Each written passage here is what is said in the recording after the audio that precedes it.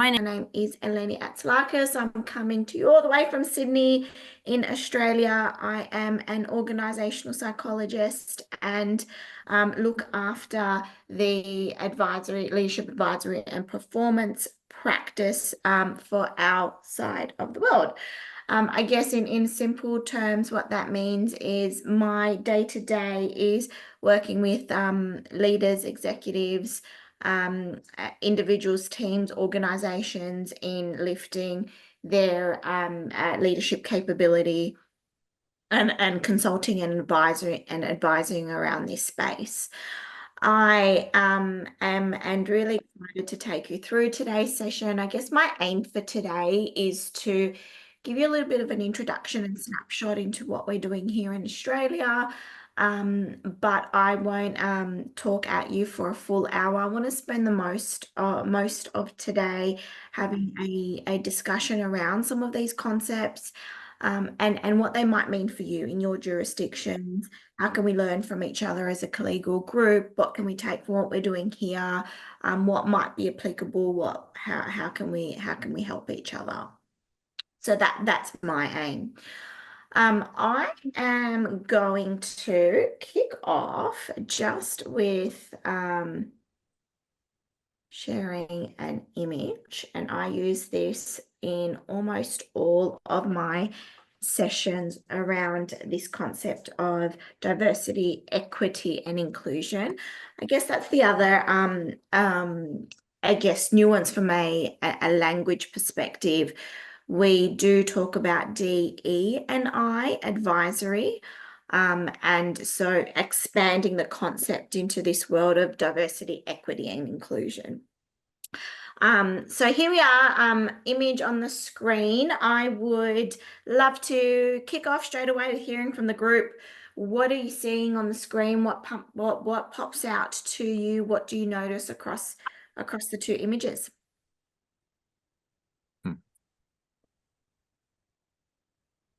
Anyone go for it.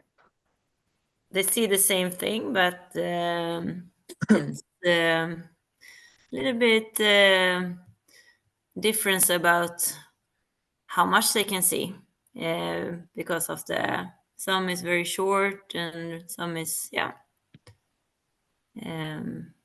I see the same, but also the difference. Great. Thanks, Emma. What else? What else is popping out to the group? Ritu. Yeah, thank you. So it is basically bringing everyone at the same platform so that they don't feel there's a diversity in terms of either their height or their ability to look through from the same level.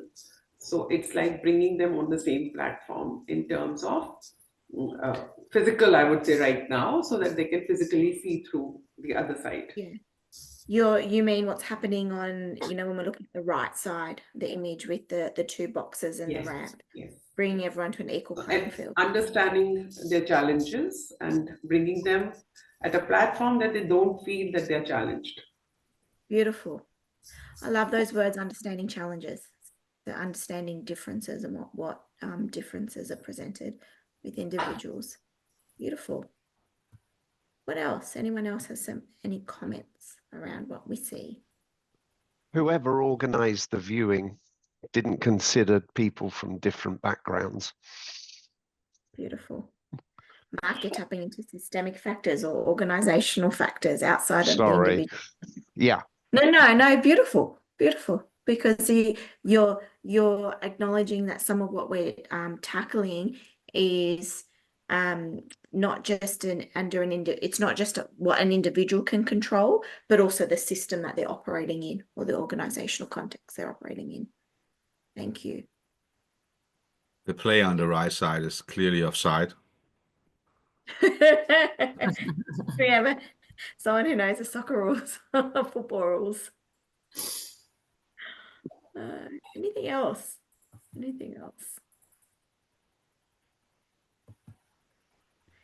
I guess when I reflect on this image, we're two key concepts that we use this diagram to demonstrate. And that is the difference between equality and equity. So if we look at what's happening on the left side, we're treating everyone the same, yeah? So everyone has the one box, that the equal resources. If we're talking about a workplace environment, equal resources being given to each individual member. However, and this is like picking up on that comment earlier about we come to the table with differences. And when we're shifting our mindsets to this space of equity, it's about understanding equality of outcome, not equality of input or equality of what we are providing team members. So in an organizational context, there's this shift in our mindset, or when we're working with clients, leaders, individuals, teams at an organizational level, when we're talking about policy in this space, in shifting our mindsets away from, it's not necessarily about treating everyone the same regardless of their differences. It's about understanding we want to get to a space where the outcome that team members receive it can be more equal, I guess are the other words that I use. So providing people with different resources, opportunities, and support. So the goal on that right side is about treating everyone, isn't about treating everyone identically, but it's assuming that people come from different starting positions, and we need to take that into account. I do want to draw on that comment Mark made as well, though, is when we take this to the next level, and this reflects working with individuals, teams, and organizations, is the concept of systemic factors. So the organizational factors or the contextual factors. And yes, this is a great example of potentially there wasn't consultation prior to the event. I think the other thing that sometimes pops up is, you know, what can organizations be doing at a system level? The example here, do we need that barrier? Can we remove that barrier completely so we don't need boxes or ramps, and we have difference, the equality of outcome being achieved without that systemic barrier there to begin with? Does that make sense? So just in terms of formalizing some of the definitions here, again, equality, treating everyone the same regardless of their differences or needs, and equity is actually being purposeful about treating people differently, but to achieve an equal outcome. And the key comment here is equity recognizes that people start from different places and have different needs. It's about fairness and justice and acknowledging and adjusting to imbalances. And I think probably locally here in Australia, we would have seen the shift from DE&I, even in the language used, diversity and inclusion, into diversity, equity and inclusion, probably about 4 or 5 years ago, I would suggest. But most definitely that shift away from diversity, from biostats and thinking about gender issues, etc., to this equality of outcome. And so that's where we will center most of our practice here when we're working with clients. If I move us on, how do we position this world or this work within the space of the leadership advisory and performance pillars?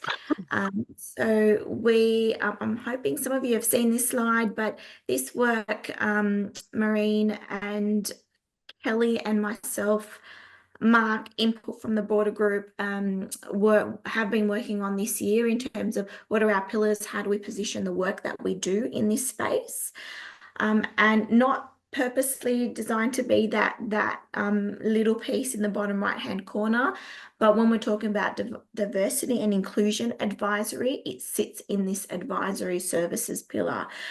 So here it's kind of that catch-all piece where we'll be looking at linking through our next couple of sessions in this series around wellbeing and psych safety as well. But other areas we look at competency development, leadership advisory services within that pillar.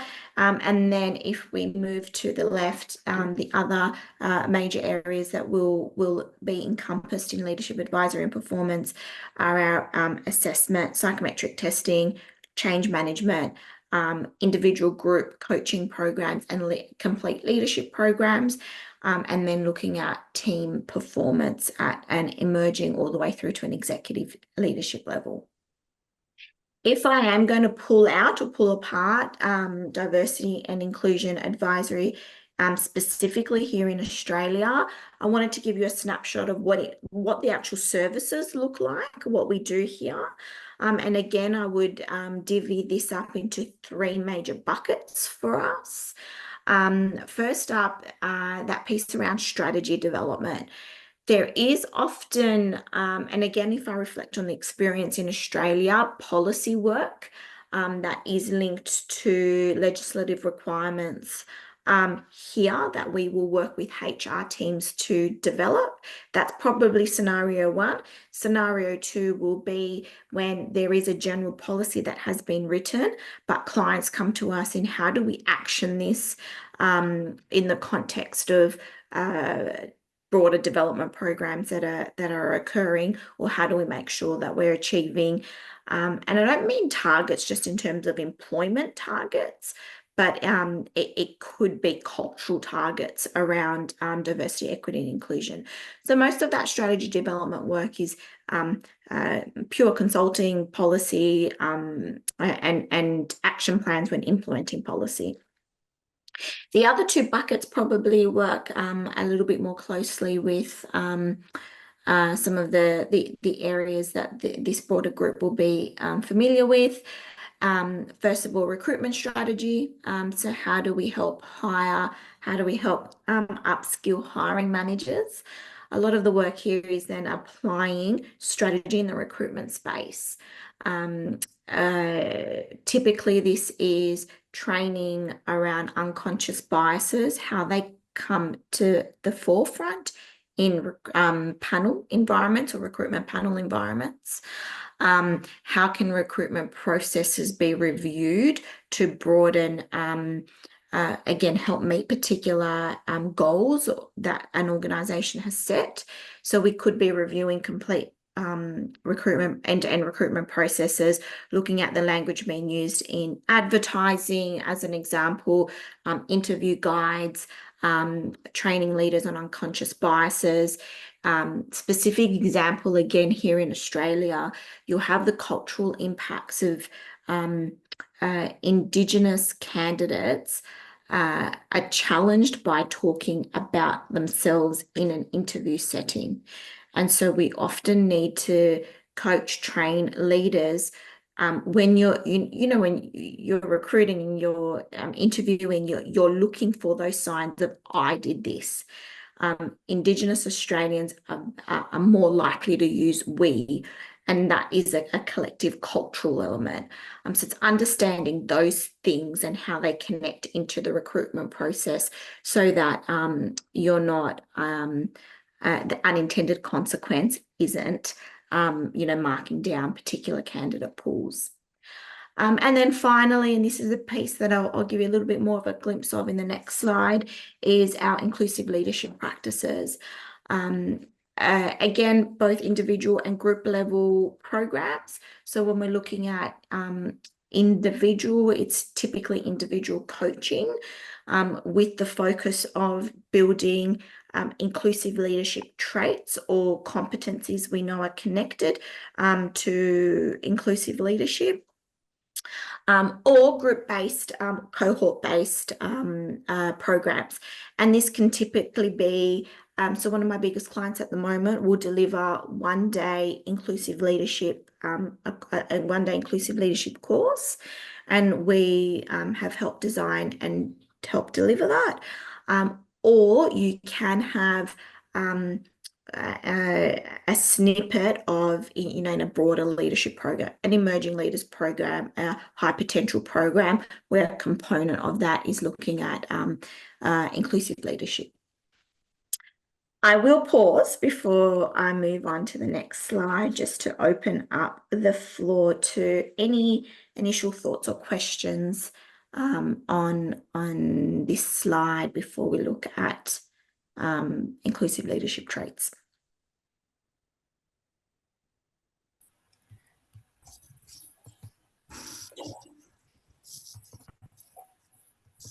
Ritu.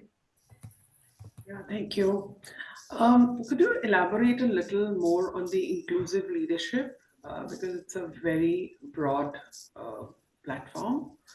So if we have to identify in one or two pointers, what does inclusive leadership look like? Yep.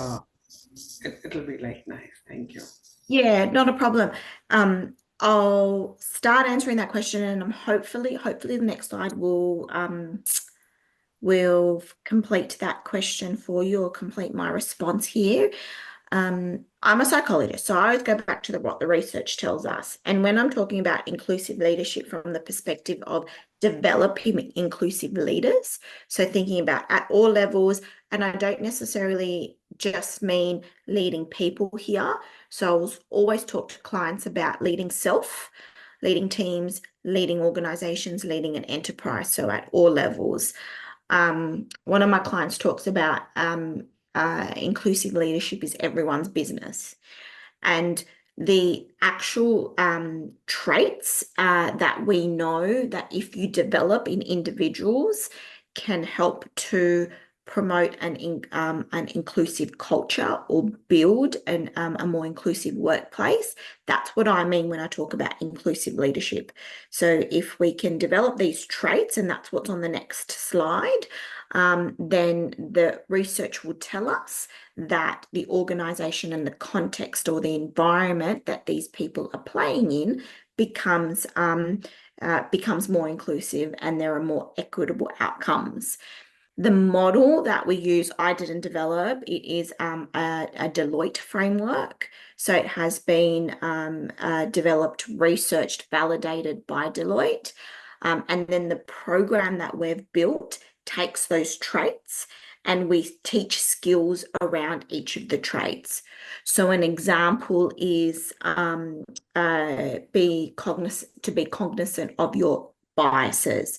So when we're teaching or developing that trait, we teach around, well, what are some of the seeds of bias? What are some of the biases that exist? And therefore, how do we look for them when we're interviewing, when we're developing, when we're having discussions with others?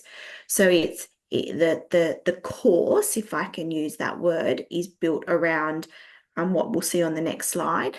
But then, you know, what are the skills to develop the traits that we know work. Thank you. I see that Mark has a hand raised. And Yeah. Maria. Maria did have, but she put it down. Maria, what did you want to say? No, my questions got answered, so I'm good. Thanks, Cool. Maria. How do you, you know, we all talk about DE&I, clients all talk about DE&I. How do you validate that they actually have a process in place within the recruitment strategy?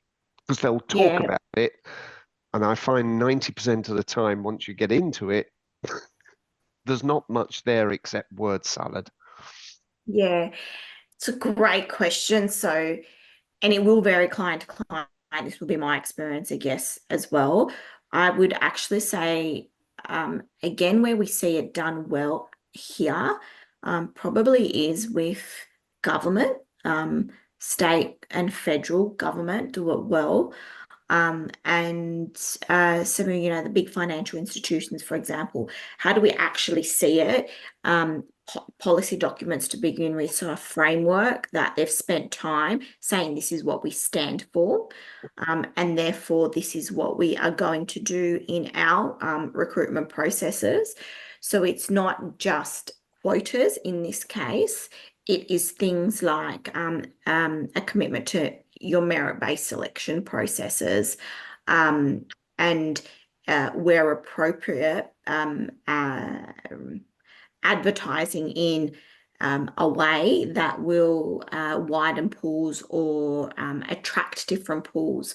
So, if I'm looking at flexibility, for example, and this is something that comes up quite often when we're looking at recruitment strategy, is they're saying that they're flexible, but then are they calling out in ads that they would be open to candidates coming through that aren't working 5 days a week, 9 to 5? Are they advertising in, various job sites or job boards that are specifically pitched at, part-timers or, mums that want flexible work? So you're right. I think, Mark, sometimes they'll say that they're open to these areas, but then when we're looking at reviewing your recruitment process, is actually inputting, okay, so then using these particular phrases in your advertising, and then looking at where you are putting, as an example, your specific ad, if you do have a commitment to flexible working, as to follow that example through. So I think it starts with strategy, and then action or policy, and then holding them to that, because when they've got that, you can, or it's a little easier to hold them to it. With some of our smaller organizations or clients, that can be a bit trickier. And it sometimes opens up the conversation of kind of going back to step one with strategy development. Thank you. Okay. Any other questions? Okay, let me move us forward to, and this is just, again, what we're using here. I like this framework. There's, even if you do a simple Google search on the 6 traits of inclusive leadership, Deloitte, you will get access to, they put a lot out in terms of content that you can get around these 6 traits. And the specific, I guess, inclusive leadership workshop that we run, currently 1 day, looking at splitting that up, if I'm thinking at logistics, into 2 days, like a level 1 and a level 2, but we build this around these 6 traits. What you're seeing here starts with, and it's actually on the bottom left-hand corner, your commitment to the cause.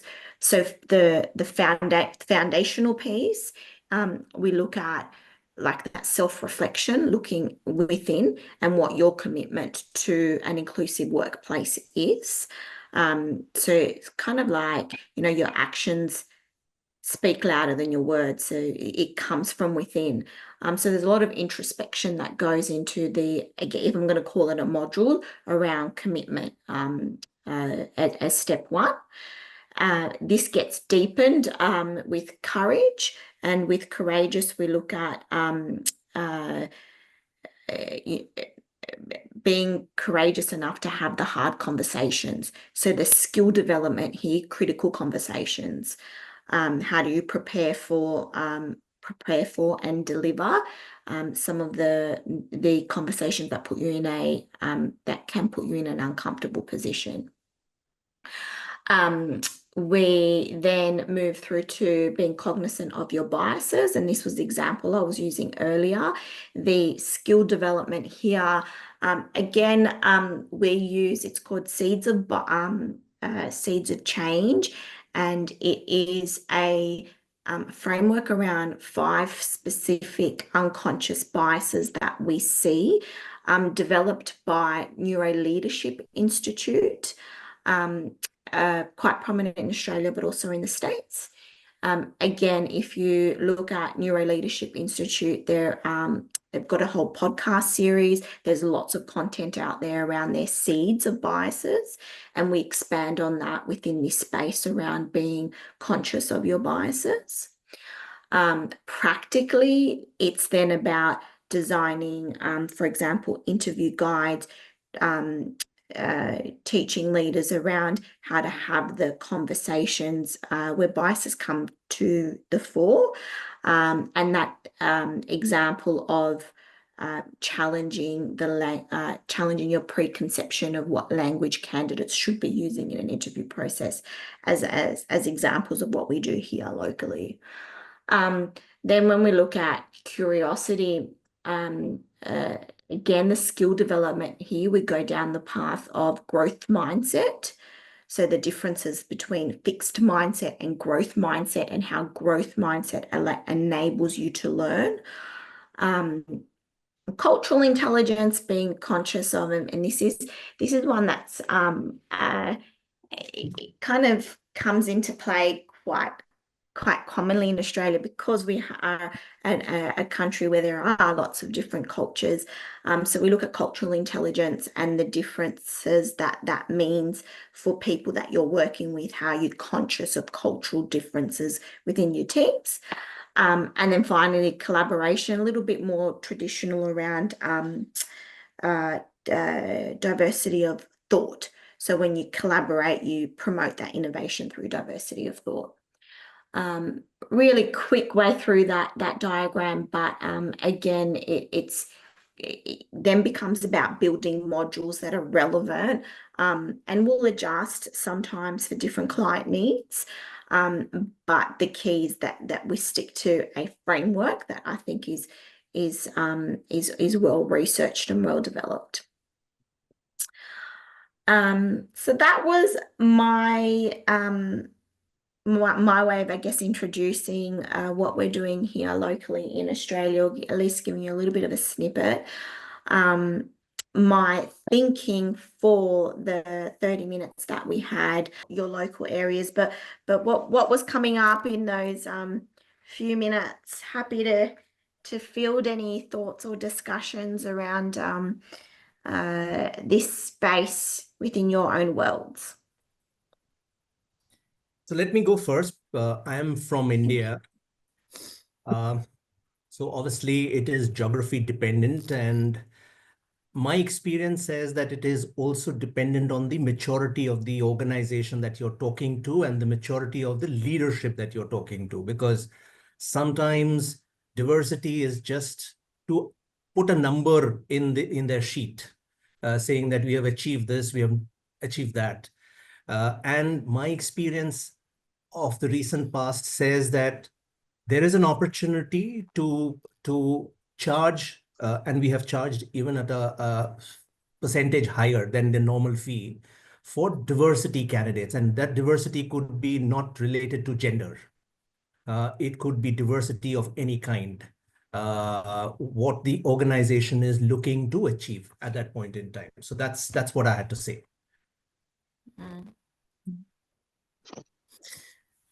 I think that is interesting what you say, Pankaj, because I think it's a way to see the diversity is to take a high fee or to do it in that way. But what we were talking about is it's really how to do it, like how we work with it in Sweden, for example, or in Denmark. We can say we do it. We can talk about we have it in the proposal, and we have it in the selling point, and we have it like this is how we do it. But the process, I think we have come quite quite long, quite a long way for it in Sweden. But it's very interesting to talk about maybe changing our process, the intern process, recruitment process, for really do what we say we will do, because we understand it and we know what they want, and we know what it is. But what should we change? How should we change it in the search process, or in the interviews, or in the I don't know really what the changes will be, but how we really do it in practice. that is interesting for us, I think. And you said something, Niels, also that's interesting, but maybe someone else. I think that the challenge is, at least even though we have rules and regulations and a lot of communication about DEI with our customers, as soon as we go down to the actual hiring managers, even in big organizations, it's difficult to articulate the value, right? So why they don't care really, or some of them don't care. And they say, yeah, it's great. We just want the best person. You just deal with the diversity issue. And as soon as we then bring a diverse set of candidates in, they are still super biased. And we need to argue that it's not only the best background, but also the diversity effect that they should consider. But it's a dead-end discussion, right? Because they will always go for the best candidate, no matter what other arguments may mean something, right? So diversity in itself is not an argument. That's my point here, right? Hans? Yeah, just follow up on, as we started in our breakout group 1, this issue it's big and it's important, but of course in the Taplow Group you have some people working on human capital and human capital development, and many of us work with executive search, and as you say, Saks, when it comes to recruitment, it can be harder, but I think if we will bring this into our process, it needs to be in the early phase when we actually create the assignment brief. Before we start the actual search, we have to discuss with our client what are we looking for, and in a sense, for instance, that for the slide number 5 you showed us with these 6 inputs, I think that is a very good and an informative way of communicating. And if we bring that to the table in the early stage, you can discuss inclusion, diversity, and so forth. But when you have started the search, you have to sort of follow the path that you have agreed on. Mm-hmm. Mark? You're muted, Mark. See, technology. It's early in UK. It's very early in America, but we'll talk about that another time. Especially you're quite right, Hans. It starts right at the beginning for us. So we're very aware that we'll get a job brief, maybe 1 page from the client, and then we'll expand that to create a briefing document that would be going to candidates. And we now always make sure that we have that brief reread by female and also ethnic minority people, because we're trying to ask them, does this job resonate with you? And also we've created a briefing document that has imagery, etc., to give it more punch. Clients will often say to us, oh, we have a pool of photos, and they give us access. I had a client recently that very much focuses on the fact that they are part of the disability confident push within the UK. Not one of their photos in their photo pool had anybody with a disability. So immediately we're excluding what they say they're trying to attract within their organization. So yeah, it's about reading that briefing document, how we presenting, and how are people that are reading that document, potential candidates, viewing it themselves. Are they saying this resonates with me or not? Mm-hmm. Claire? Yeah, to my mind, with recruitment, we're speaking about soft skills, and the soft skills are more and more important in France, and you can enhance what kind of soft skills these candidates have, and it's a way of putting the benefits ahead, instead of speaking about gender or thing like that, because you have lots of soft skills related with these people and these profiles. I don't know if it's how it sounds. Yeah, I really like that, Claire. I think that and this is there is this world, I think we can default to the biostats, so the gender issues, and again, like the cultural, whatever cultural target you might have in different jurisdictions, gender target. We had a really heated discussion just yesterday in one of these workshops with 2 participants around having a target of females in particular roles versus not having those targets.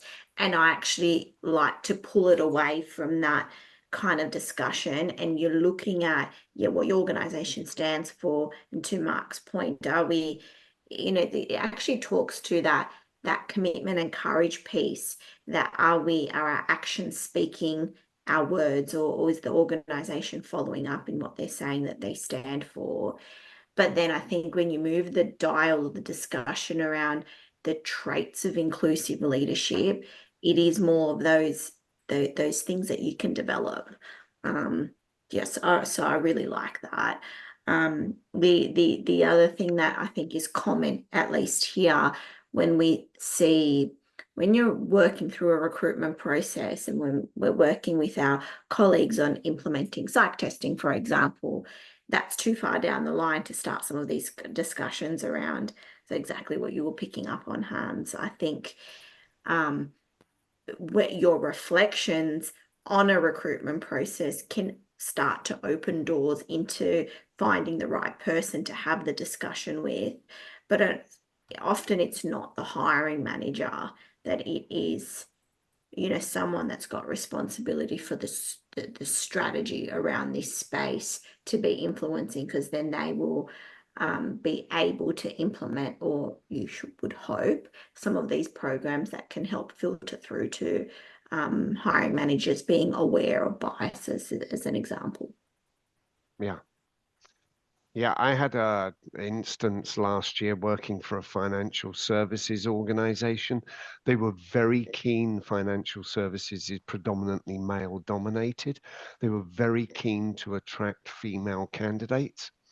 When I asked them then at the stage of your interviews, who's going to be involved, all white middle-aged men.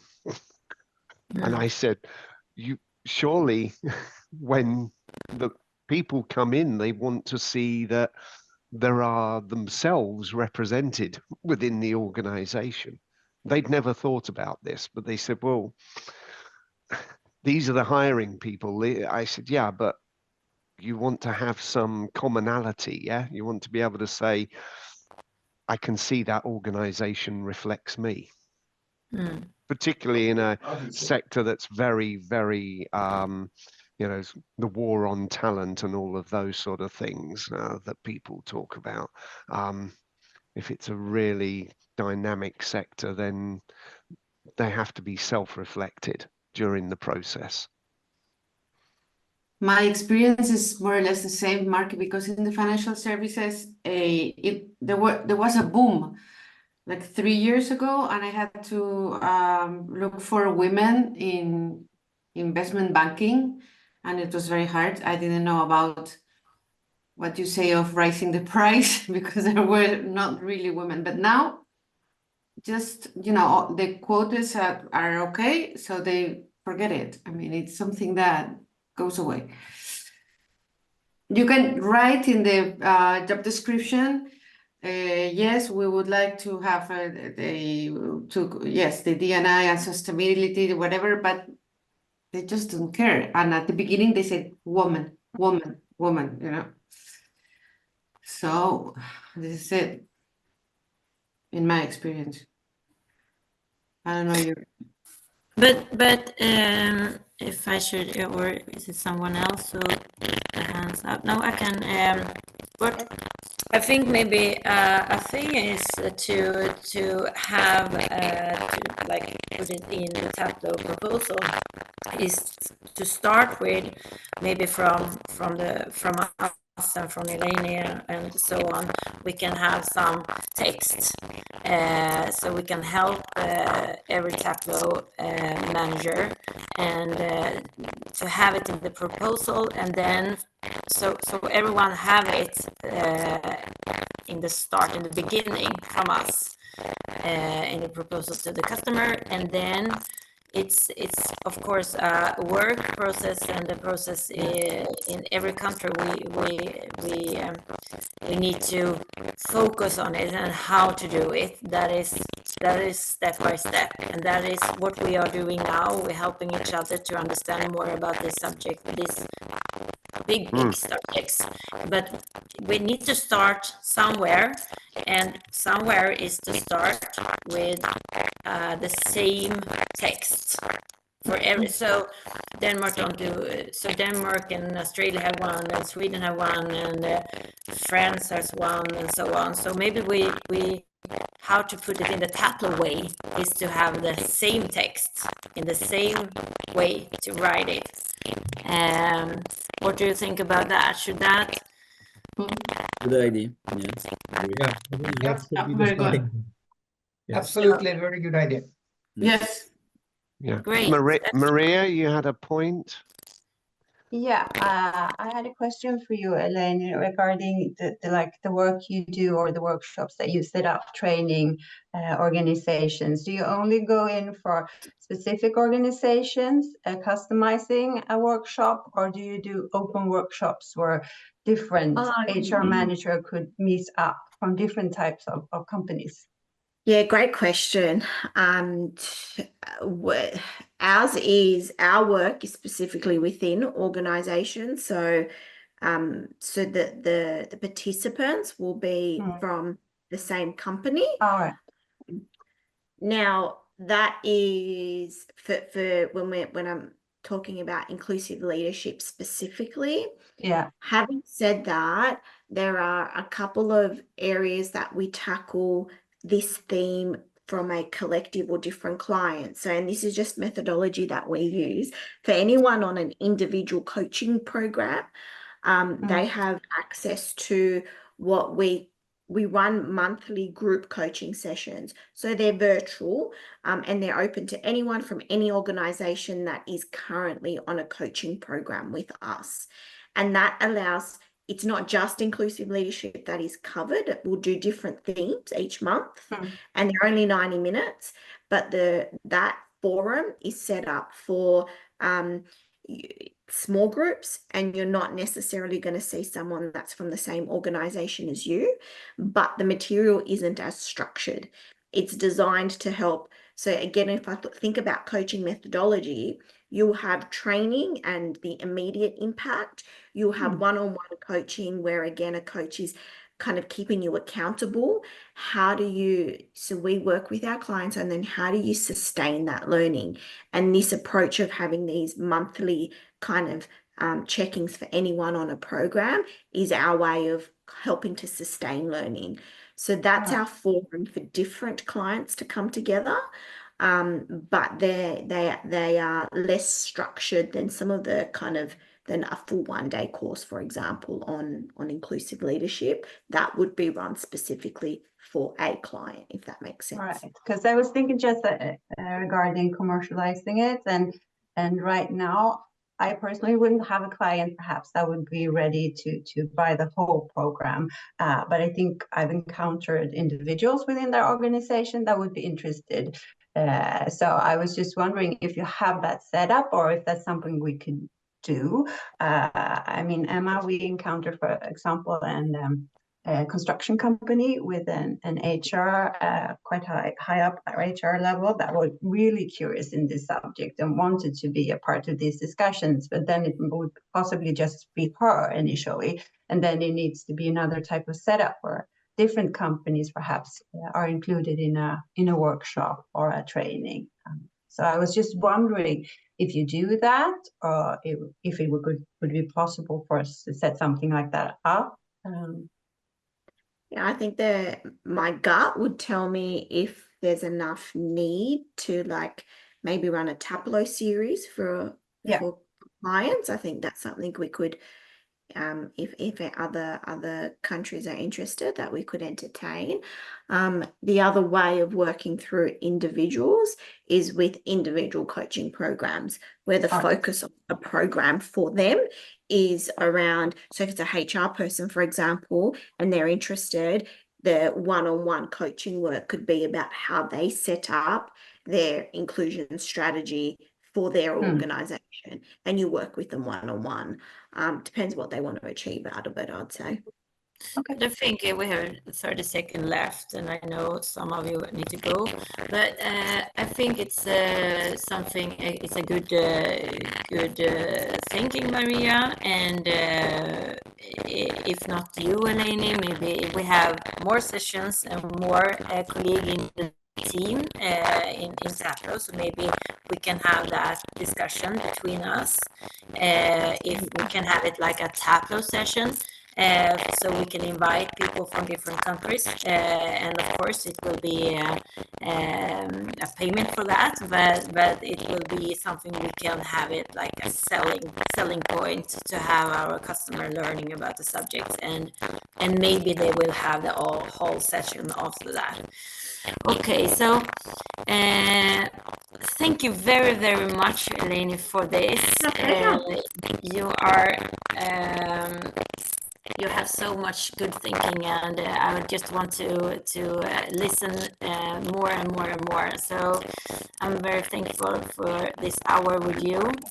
And this was recorded, so our colleague in other part of the world will also listen to this, and hopefully Crux Media will put some things, some part of it, to put it on the social media. If it's okay for you, Eleni, but we can talk about that later also. Yeah, absolutely. I will send slides through to the group as well that we're here, or I might.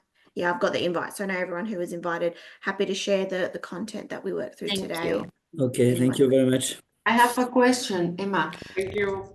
Who's gonna write down this this sentence about? I will take lead of that, and then I will take help from people who really know and more about it. But I will take lead of it. Okay, thank you.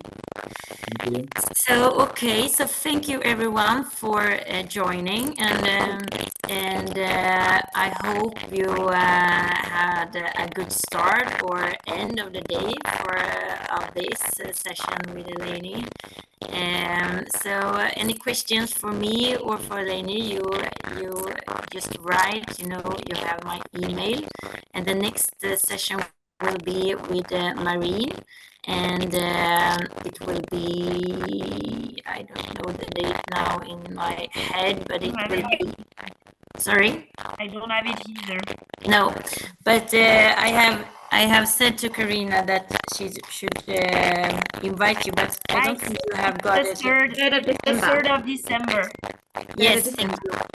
So that will be a very interesting about the subject. What do you say in English? Yeah. That'll be psychological safety and wellness at work. Yeah, wellness at work. Correct. Yes. Thank you. So hopefully everyone will join the next time as well, and the next time again will be with Claire from France. So it will be a very interesting 2 more sessions, and after that it will be more of it. So it will continue. So it will not end after this, but this is the plan for now. Thank you everyone for having this with us. So hopefully. Thank you.